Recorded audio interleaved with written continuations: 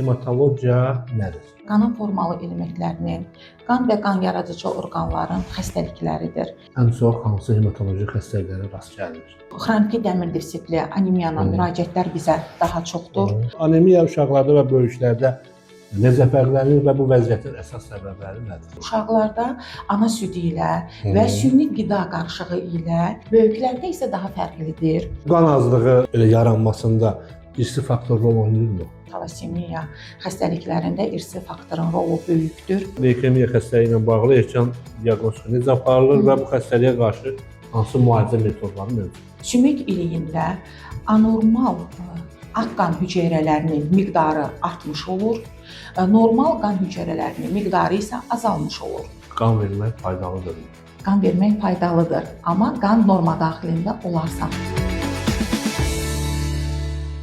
Hər vaxtınız xeyir əziz izləyicilər, Can Həkimi verilişinin növbəti buraxışında xoş gördük sizləri. Bugün həyati əhəmiyyətli bir mövzuya, qan sağlamlığına və hematoloji xəstəliklərə toxunacağıq. Elə bu məqsədlə studiyamıza qonaqla dəvət etmişik. Qonağımız isə Sumqayıt Tibb Mərkəzi strukturuna daxil olan bir nömrəli şəhər xəstəxanasının poliklinika şöbəsinin həkim hematoloqu Təranə xanım Əbilovadır. Təranə xanım, xoş gördük. Hər vaxtınız xeyir olsun. Təranə xanım, öncə başlayaq ki, hematologiya nədir? Hematologiya qanın formalı elementlərinin, qan və qan yaradıcı orqanların xəstəlikləridir. Hematologiya irsi qan xəstəliklərini öyrənən elmdir. Ümumiyyətlə, bu sahəyə maraq sizdə hardan oyandı? Hematologiya sahəsi Azərbaycanda demək olar ki, digər ixtisaslardan çox azdır. Mən də 2004-2005-ci illərdə Sumqayıt bir saylı şəhər xəstəxanasında internatura kursu keçdim və bu zamanlarda da mən internaturamı bitirdikdən sonra Sumqayıt 3 saylı şəhər poliklinikasında hematoloq ştatı olsa da hematoloq özü yox idi. Və mən o üzrə mütəxəssisləşdim və o zamandan da mən hematoloq ixtisası üzrə işləyirəm. Uzun illərdir. Uzun illər. Və uzun illərdir Sumqayıtda bir nömrəli şəhər xəstəxanasında çalışırsınız. Bəli. Yəqin ki, bir təcrübənizdə hematologiya sahəsində ən çox qarşılaşdığınız xəstəliklər var. Sumqayıt əhalisi arasında ən çox hansı hematoloji xəstəliklərə rast gəlinir? Belə deyək də, ən çox xroniki dəmir defisitli anemiyana müraciətlər bizə daha çoxdur.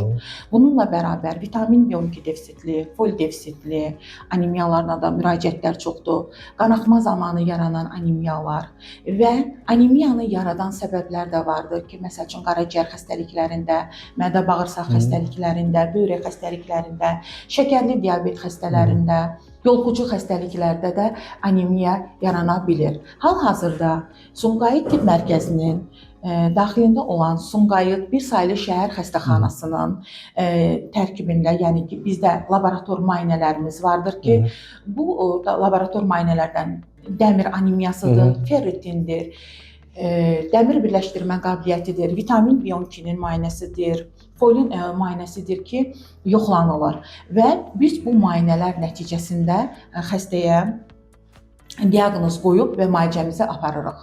Və xəstəxananın tərkibində 4-cü səviyyəli laboratoriya fəaliyyət göstərir və sadaladığınız analizlər orada həyata keçirilir.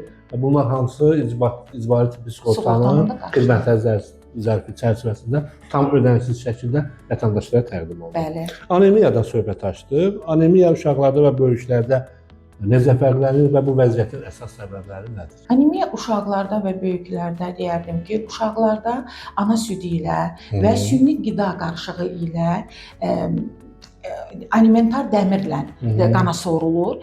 Böyüklərdə isə daha fərqlidir. Həm alimentar dəmir çatışmazlığı nəticəsində anemiya yaranır, həm də qanaxma nəticəsində anemiya yaranır. Ümumiyyətlə, bu qan azlığı yaranmasında irsi faktor rol oynayırmı? Qan azlığının yaranmasında bəli, talasemiya xəstəliklərində irsi faktorun rolu böyükdür. Talasemiya özü də irsi hemoqlobin sintezinin pozulması ilə gedən bir xəstəlikdir. 2 talasemiya növü vardır ki, heterozigot və homozigot talasemiya xəstəliyi haqqında danışmaq olar. Heterozigot talasemiya nədir? Bir valideyndən irsən ötürülür. Heterozigot talasemiya olan, yəni daşıyıcı talasemiya xəstəlik deyildir. Praktiki olaraq sağlam insanlardır. Yəni müalicə tələb olunmur. O zaman müalicə tələb olunur ki, əgər xəstədə hemoqlobin səviyyəsi aşağı düşərsə və biokimyəvi müayinələrdə dəyişiklik olarsa, biz o zaman onu müalicə edirik. Digəri isə homozigot beta talasemiyadır ki, bu böyük beta talasemiya biz adlandırırıq. Bu böyük beta talasemiyada isə hər iki valideyndən irsən ötürülür artıq xəstəlik. Homozigot talasemiya özü də deməli iki varianta ayrılır ki, böyük beta talasemiya və ara növ beta talasemiya. Homozigot talasemiyanın özünü biruzə verməsi uşaqlarda 3 ayından 11 ayına kimi artıq özünü biruzə verməyə başlayır. Onlarda süstlük yaranır, qidadan imtina eləyirlər, halsızlıq olur uşaqlarda, çəki almırlar. Lakin 4-5 yaşında isə artıq bu talasemiyalı uşaqlarda isə artıq sümük sistemi formalaşır, kəllənin elə gülləvari olması meydana çıxır, üzündə monqol sifəti alır xəstələrdə. Bu xəstələr mütləq müalicə tələb olunur. Müalicə nədən ibarətdir? Hemotransfuziyadan ilkin olaraq hemotransfuziya aparılır bu xəstələrdə, yəni qan köçürülmədir. İkinci xelator terapiyadır, yəni ki, bədəndən dəmirin xaric olunmasıdır. Üçüncüsü splenektomiyadır ki, dalaq götürülməsidir. Axırıncı isə hal-hazırdakı müasir dövrdə olan sümük iliyinin nəqlidir. Onu da qeyd edim ki, bu xəstələrdə hemotransfuziya olduqlarına görə bədən dəmirlə yükləndiyi üçün ürək qan damar sistemində, endokrinoloji sistemdə, qaraciyər sistemində də dəyişikliklər baş verir. Bir şeyi də nəzərinizə çatdırmaq istəyirəm ki, hal-hazırda Sumqayıt Tibb Mərkəzinin nəzdində olan bir saylı şəhər xəstəxanasında hemoqlobinin elektroforiz müayinəsi deyilən müayinə aparılır ki, hansı ki biz bu müayinə ilə talasemiyanı aşkar edə bilirik.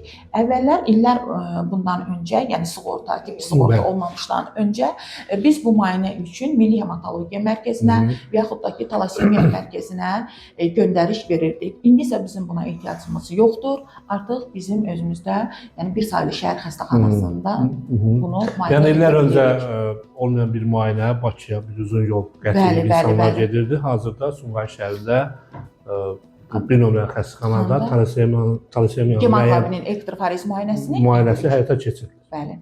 Biz qandan söhbət açdıq, qandan danışırıq təbii ki, hematoloji xəstəliklərdən.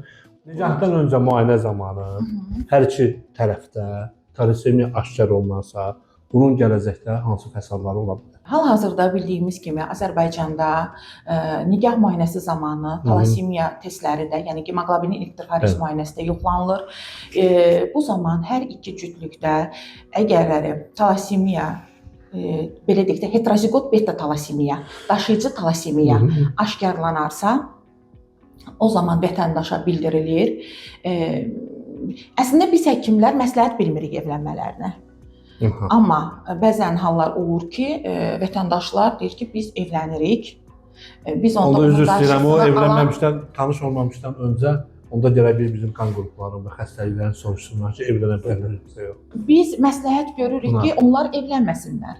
Lakin bəzi hallarda cütlüklər yəni bizə qarşı gəlir, evlənirlər. Bu zaman isə bizim onlara məsləhətimiz odur ki, hamiləlik başlayan zaman 9 həftəsində yəni genetik həkimə müraciət etsinlər. Bu mütləq şəkildədir. Burada genetik həkimlə birlikdə mama ginekoloqunda rolu böyükdür. Yəni bizim tövsiyəmiz həmin cütlüklərə bu olur. Digər bir xəstəlikdən danışaq. Leykemiya xəstəliyi ilə bağlı erkən diaqnostika necə aparılır və bu xəstəliyə qarşı hansı müalicə metodları mövcuddur? Leykemiya xəstəliyi qan xərçəngi xəstəliyi deyilir. Burada bu xəstəlikdə deməli sümük iliyində anormal ağ qan hüceyrələrinin miqdarı artmış olur. Normal qan hüceyrələrinin miqdarı isə azalmış olur. Bu xəstələr hansı şikayətlərlə bizə daxil olurlar, onun haqqında deyim. Xəstələrdə səbəbsiz yerə temperaturun olmasından, arıqlamadan, çək itirmədən, iştahsızlıqdan, bədənin müxtəlif nahiyələrində göyərmələrdən, dalağın böyüməsi və limfa düyünlərinin böyüməsi ilə müraciətlər olunur bizə. Bir də onu demək istərdim ki, hemoqrammaya biz baxdığımız zaman, yəni ilk öncə aşkarladığımız zaman görürük ki, leykositlərin miqdarı çoxalmışdır. Hemoqlobin səviyyəsi çox aşağı düşür, hematokrit aşağı düşür. Trombositlərin miqdarı aşağı olur, yəni trombositopeniya yaranır. HCC-nin isə miqdarı isə yüksəlmiş olur. Bu xəstələrdə immun sistem çox aşağı olur. Mütləq şəkildə bu xəstələr immunohistokimyəvi müayinələrə və sümük iliyinin müayinəsi aparılmalıdır. Bu müayinədən sonra diaqnoz təsdiqlənəndən sonra isə kimyəvi terapiyaya başlanılır. Əgər kimyəvi terapiya ya belə deyək də müsbət nəticə verərsə, sümük iliyinin nəqli də etmək mümkün olur. Yəni məsləhətdir. Bəzən insanlara deyirlər ki, ildə 2 dəfə qan vermək sizin sağlamlığınız üçün xeyirdir. Ümumiyyətlə hansı insanlar qan verə bilər və sənin qanın çoxdur, sənin qanın yaxşıdır. Bu hansı göstəricilərə görə müəyyən olunur? Hemoqlobin məsələn. Buradan bir belə deyək də xəstəlik belə doğdu sizin dediyiniz sualdan. Bir var ki, qanın normada olması. Belə insanlar, yəni vətəndaşlar Norma deyəndə nə nəzərdə tutulur? Qan səviyyəsinin normada olması, 12-dən 17-yə kimi olması, 16-ya kimi olması nəzərdə tutulur. Normadır. Bu normadır. Əgər bu normada olarsa, əgər vətəndaşın sağlamlığında heç bir problem yoxdursa, bu vətəndaş qan verə bilər. Lakin bəzən olur ki, sizin dediyiniz kimi bayaqları dediniz ki, qanı yəni yüksəkdir. Bu özü də xəstəlikdir. Polisistemiya deyilən bir xəstəlikdir. Bu xəstələrdə hemoqlobin səviyyəsi yüksək olur, hematokrit yüksək olur. Bu xəstələrdə də trombositlər yüksək olur. Xəstələrin özündə dəridə qaşınmalar baş verir, təzyiq yüksəlir, dərinin rəngi hipermiyalı olur. Qanın ümumi analizində isə HCC 1-dən 5 arası dəyişir bu xəstələrdə. Bu xəstələr qan verə bilməz. Bunlarda biz yəni sağlamlıq baxımı olaraq qan buraxımı eləyirik və onların da sümük iliyindən mütləq biopsiya götürülməlidir, müayinə olunmalıdır ki, polisistemiya xəstəliyinin aşkar olunması üçün. Qan ver, həyat xilas et. Qan vermək faydalıdırmı? Qan vermək faydalıdır, amma qan norma daxilində olarsa və digər bəzi xəstəliklərdə olmasa. Yanaşı xəstəliklər olsa. Bəli, olmasa. Bundan əlavə necə müəyyən etmək olar ki, insanın qanı aşağıdır? Məsələn, ev şəraitində hansı bir simptomları var ki, o özündə bunu hiss edəndə hematoloqa müraciət etməlidir. Ümumi halsızlıq yaranır xəstələrdə, pilləkən çıxanda tənginəfəslik olur, ürək döyüntüsü olur, baş gicələnmə olur, iştahsızlıq yaranır. Dəmir defisitli anemiya varsa əgər bu xəstədə mütləq şəkildə yuxuluq yaranır, saç tökülməsi olur, dırnaqlarda qırılmalar baş verir. Ümumiyyətlə bizə müraciət edən xəstələrin çoxsunda dəmir defisitli anemiyalar aşkarlanır. Bu xəstələrin içində, yəni hamilələr, laktasiya dövründə olan insanlar, təkrari hamiləliklər bizə daha çox müraciət edirlər. Qan laxtalanması kimi problemlər insanın gündəlik həyatına necə təsir göstərir? Trombositopeniya hal-hazırda ən çox rast gəlinən xəstəliklərdən biridir. Bəzi insanlar var ki, müayinəyə gəldiyi zaman bilir ki, trombositlərin səviyyəsi aşağıdır. Amma bəzi insanlarda isə bu özünü simptom şəklində göstərir. Bədənə qan sızma ilə, burun qan axması ilə, diş ətindən qan axma ilə, bir menstruasiya pozuntusu ilə, yəni ki, normadan artıq olması ilə özünü biruzə verir. Xəstələr bizə müraciət elədikləri zaman biz müayinələrdən keçiririk. Bəzən olur ki, yanaşı xəstəliklərin də trombositopeniya əlamətləri ola bilir. Qaraciyər xəstəliklərinin, yolğucu xəstəliklərin, böyrək xəstəliklərinin də burada göstərmək olar. Qan xəstəliklərlə bağlı immun sistemi rolu nədən ibarətdir? Hematoloji xəstəliklərdə immun müalicələrin rolu nə qədər əhəmiyyətlidir? Qan xəstəliklərində əsas da qan xərçəngində immun sistem aşağı olur. Çünki kimyəvi terapiya qəbul edən leykozlu xəstələrdə, leykemiyalarda mütləq şəkildə immun sistem aşağı düşür. Dəmir çatışmazlığı anemiyası haqqında daha çox məlumat verərdiniz, zəhmət olmasa. Hansı qidalar bu vəziyyəti qarşısına almağa kömək edə bilər? Əvvəldə də dediyim kimi, dəmir defisitli anemiya ilə bizə müraciətlər daha çoxdur. Bura hamilələri, təkrari hamiləlikləri, laktasiya dövründə olan xanımları və qanaxma qan itirmə nəticəsində müraciət edən insanlar bizə çoxdur. Bu insanlarda ümumi halsızlıq, tənginəfəslik, ürək döyüntüsü, yorğunluq, saçlarda qırılma, dırnaqların sınması, tənginəfəslik. Məsələn, xəstə deyir ki, bizə ki, mən pilləkən qalxa bilmirəm ürək döyüntümdən. Bax, belə hallar daha çox olur.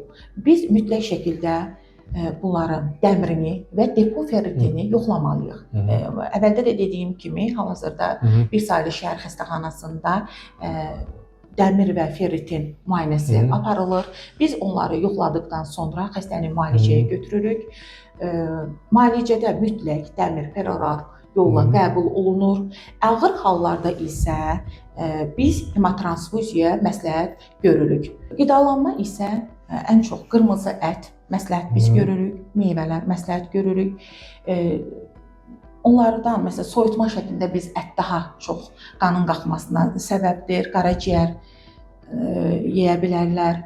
Dənli bitkilərdən istifadə etmək də dəmirin qalxmasına kömək edir. Hematoloji xəstəliklərdə psixoloji dəstək nə qədər əhəmiyyətlidir? Ümumiyyətlə, bütün xəstəliklərə psixoloji dəstək önəmlidir. Hematoloji xəstələrdə də özlərinə qapanma halları olur. Çünki uzun müddətdir qan xərçəngindən məsələn əziyyət çəkənlər olur ki, talasemiya xəstələridir, uzun illərdir talasemiya xəstəsidir. Hər dəfə hemotransfuziya olan xəstələrdir. Bunlara psixoloji dəstəyin olması məsləhətdir. Bizim ənənəvi sualımız var. Bu qonağa veririk. Bizə təklifiniz nədir? Uzun ömürlülük arzulayıram. Hər bir kəsə də sağlıqlı ömür arzulayıram. Sağlam olsunlar. Profilaktik olaraq bizə müraciət eləsinlər. Təşəkkür edirəm dəvətimizi qəbul edib gəldiyinizə görə, ətraflı məlumat verdiniz. Hörmətli izləyicilər, xatırladım ki, qonağımız Sumqayıt Tibb Mərkəzinin strukturuna daxil olan bir nömrəli şəhər xəstəxanasının Marinka şöbəsinin həkim hematoloqu Tərana xanım Nəbilova idi. Tərana xanımla biz hematoloji xəstəliklərdən danışdıq. Çalışın, sağlam olun. Qan verin, həyat xilas edin.